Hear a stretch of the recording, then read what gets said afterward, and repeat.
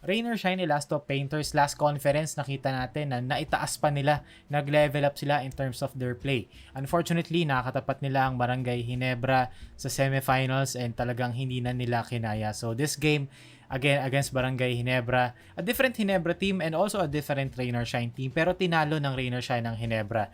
And after a very slow start this conference, it's looking like nagmumukha na ulit silang yung Rain or Shine team of last conference. Obviously, hindi naman parehas yung roster. Unfortunately, nagsasuffer sila right now. Multiple injuries and si Aaron Fuller, he is not Jalen Johnson but he is Aaron Fuller. Iba yung nabibigay niya sa loob ng court and para sa team na to. So today, guys, samahan nyo ako. Pag-usapan natin ang Rain or Shine Elasto Painters. Nag-gather ako ng clips ng Rain or Shine at kung paano nila ini-integrate si Aaron Fuller sa kanilang system. And first of all, when we hear the name kasi Aaron Fuller, I don't know if na-mention ko na sa channel na to, pero hindi kasi siya yung pangalan na pinaka-exciting. And to start the conference, hindi ako ganun ka-fan of Rain or Shine choosing Aaron Fuller. Pero yung pa nga na ano to diba? Safest import choice this conference. Pero ayun, after watching Rain or Shine the past couple of games, nagigets ko na kung bakit siya yung pinili nila. And nagigets ko na kung paano siya napapagana ng Rain or Shine.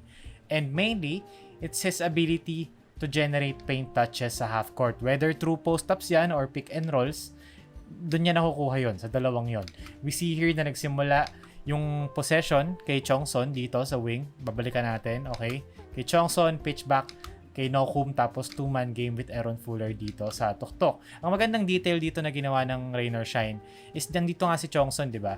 And then he will cut through, across, here. Ang nagawa kasi noon, that forced Troy Rosario to become the help defender. Kasi yung timing dito, pagdaan ni Chongson, so kung ikaw si Troy Rosario, ay anticipate mo na yung 2-man game. So anong ibig sabihin nun? I-play natin. Ang ibig sabihin kasi nun, dahil na-force sila si Troy na siya yung help defender, si RJ Abarientos ngayon yung nag-split ng gap between the corner and the wing. 5'9 or 5'11 guard si RJ Abarientos, forced to cover this much of a ground dahil si Troy Rosario yung nandito. So now, pagdating ng pick and roll, out of position si Stephen Holt after going over the defense kasi solid yung pick dito ni Aaron Fuller. Isaac Go had to cover Adrian Nocum's dribble drive. So pocket pass papunta kay Aaron Fuller. Nag-load up dito ang Ginebra si Troy and si RJ mistakenly nag-load up and nandun na rin naman si Troy instead of splitting the gap. And even if split ni RJ yung gap na yan, masyadong malaki yung gap for him to cover. So dito, short roll na hanap ni Fuller kay Lan Chongson, wide open for the 3-pointer. Naging effective yung play na yon dahil dun sa cut ni Chongson across and yung solid na screen ni Aaron Fuller. Dito naman, similar idea. Pitch back, pabalik kay Andre. Ayan, si Chongson dito nag-space out sa wing. Again, forces Troy Rosario to be the tag sa pick and roll. Ayan, pag-roll dito ni Fuller, na puwersa na si Troy yung magtatag, leaving kay Lan Chongson wide open. Pero kasi dito makikita natin si Isaac Go yung inaatake ng Rain or Shine sa pick and roll. Pocket pass again to Aaron Fuller, downhill sa short roll, inatake ni Fuller, left to right, gather, finishes at the basket. Dito half court set ulit para sa Rain or Shine. Nasa trail naman si Aaron Fuller. Andito siya sa trail. Tinetrail niya yung play. Again, he's not, I hate to mention Jalen Johnson's name kasi Aaron Fuller yung breakdown natin. Pero he's not Jalen Johnson type of shooter. Pero still, yung tipo ng Rain or Shine big, di ba? Like Luis Villegas, Keith Datu, Bo Belga, JR Kinyahan, yung nasa trail palagi, trailing the play for the pick and roll or the pick and pop or as of late, mula nung panahon ni Coach Kaloy Garcia to Coach Gavina to now to Coach Yang Giao and Kaloy Garcia collaborating together for their system.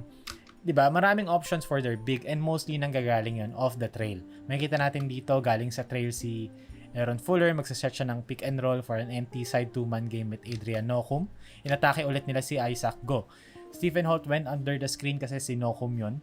Pag nag-go over ka rito sa screen, you're giving Adrian Nocum a free line drive and si Troy Rosario loading up again para hindi makadrive si Nocum. So ngayon, ang na-open dito ay yung pop ni Fuller kasi sobrang ina-anticipate nila yung drive ni Nocum. And Fuller, occasionally, he can make or he can hit that occasional 3-point shot. Kaya naman niya. Though not consistently and not in volume, pero kaya naman niya if you watch him. Kagaya dito sa play na to na basically binigay sa kanya pinanood lang siya rito ni Isaac Go. Talagang diner siya na itira yon. So that's another side ng laro ni Aaron Fuller. And dito naman makikita natin, again, it's a spread. Pick and roll, Aaron Fuller, Adrian Nocum. Mag-show and recover again ang Hinebra kasi Adrian Nocum is a dribble drive threat. So ang ginawa rito ni Aaron Fuller, tinag niya rito si Holt, medyo inakap niya ng onte to commit. Para mag-commit rather si Holt sa kanya, sabay slip ng pick and roll. Makikita natin dito, mag-isa si Fuller after ng slip sa hedge and recover. Kasi merong split second yon. Makikita natin dito, mag-hedge dito si Norbert Torres. Yan yung hedge. And then eventually, babalik yan si Torres, babalik si Stephen Holt kay Adrian Nocum. Merong split second doon na walang tatao kay Fuller, kundi yung tag. Nawala rin, non-existent din yung tag dito. Nakatanga lang si Grigsby and si Jeremiah Gray. So, nalibre si Aaron Fuller sa kanyang slip. So, yun yung sa half court. Napag-usapan na natin yung half court, diba? Pumunta naman tayo sa fast break, transition, or open court. Kung saan, kaya rin namang sumabay ni Fuller. Kasi yes, big man siya, malaki siya maglaro, pero 6'5 pa rin naman si Fuller. Kaya niyang mag-rim run, kaya niyang mag-run the floor. Early seal, get a solid position, score, draw a foul, get easy 2 points. Makikita natin dito, okay, off the miss, takbo kagad si Aaron Fuller. Ayan, inunahan niya si Troy Rosario. Nagtag ng onti si Holt to delay pero not enough. Ang lalim na rito ni Aaron Fuller. Nasa prime position siya to score.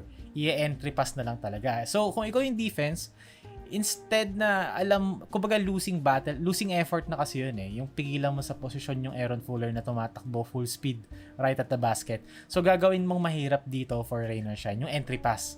Dito, they failed to do that. So, pumasok yung bola kay Fuller. Wala, napwerasahan na si Troy na kajutin. So, yun, nakadraw ng foul si Aaron Fuller because of his rim running and early seal. Ginagawa rin niya ng Hinebra kay Japet Aguilar before. Pinapatakbo on the floor kapag wala and then flow naman sa system nila sa half court. And again, makikita natin dito, nagtatakbuhan sila. Si Aaron Fuller dito, nakikipag-jockey for position. Naunahan niya rito si Troy and he's too big for Troy Rosario. Kahit na 6'5", 6'6" yan si Fuller, kung kumbaga yung tindig niyan sa loob ng court and yung strength niya, parang mako-compare mo sa isang Justin Arana or a Junmar Fajardo na kapag nakuha ka talaga ng posisyon na set upan ka na sa dibdib, isang drop step lang talaga, isang bomba lang ala Eric Menk, di ba? Right underneath the basket, easy easy 2 points. And I think napag-usapan to briefly sa last video, yung Buckets Explained na I will do more of. Maybe every 2 weeks or every week, depende kung gaano karami yung interesting topics na nakuha ko na pwede kong ipagsama sa isang video. I want to focus this channel more on that. Of course, andito pa rin naman yung mga ganitong post-game or yung mga mas laid back, mas direct explainer videos, pero gusto ko na parang gawing consistent yun. Anyway, ang bonus content natin for today ay ang paboritong play apparently ng Rain or Shine ngayon. According to our friend Miguel, friend of the channel, ang tawag ata ng Rain or Shine dito ay pitch. Hindi kami sure pero mukhang yun ang tawag. So basically, this is a baseline out of bounds play for Rain or Shine kung saan nilalagay nila si Villegas dito sa taas, sineset up nila si Fuller dito sa seal, sa gitna, and then entry pass high-low from Luis Villegas. Kaya nagiging effective tong play na to. Hindi siya ganong makikita agad-agad, pero kung bakit laging solid yung play is because yung tao na nag-inbound ng bola, merong downscreen para sa kanya, naaangat dito. So, ang nagagawa kasi nun, makikita natin dito, it occupies kasi the defense. Kumbaga si Holt tsaka si Abarrientos dito, occupied sila defending this action, yung pin down. And they have a shooter here, si Kaylan Chongso, na nakailang tres sa game na to. So, kumbaga, yung split second na yon, na busy yung mga defenders worrying about their man, and even Riley Grigsby kay Luis Villegas, enough time yon for Aaron Fuller na manggulat at mag-early seal dito sa gitna. And then si Luis Villegas, very talented as a passer. Baka siya na yung maging parang next Bo Belga nila. Kasi ilang games nang ganyan si Villegas this conference eh. Parang siya na yung bagong Bo Belga. And hindi lang nila isang beses ginawa yan. 2 beses nila ginawa. Again, same thing here. Si Nocum, nagsaset ng screen dito sa Clarito. So BC, si RJ, tsaka si Jeremiah Gray defending this action.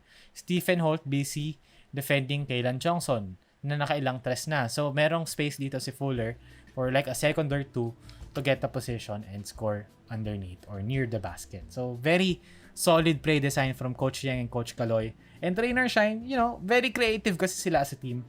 Kumbaga parang ang nagawa kasi nila, na simplify nila yung basketball sa kung ano yung kailangan para makapag-generate ng 2 points. And it's them running the floor, getting more possessions, getting up more 3-pointers, And this time, for them to do that, get more possessions, securing the defensive rebound, getting more offensive rebounds, running the floor, getting more possessions, and pagdating ng half court, getting paint touches. And tinry nila last conference with Jalen Johnson na mag-rely sa guards nila to get those paint touches, pero hindi naging effective. So this time, yung paint touches na yun nanggagaling from Aaron Fuller.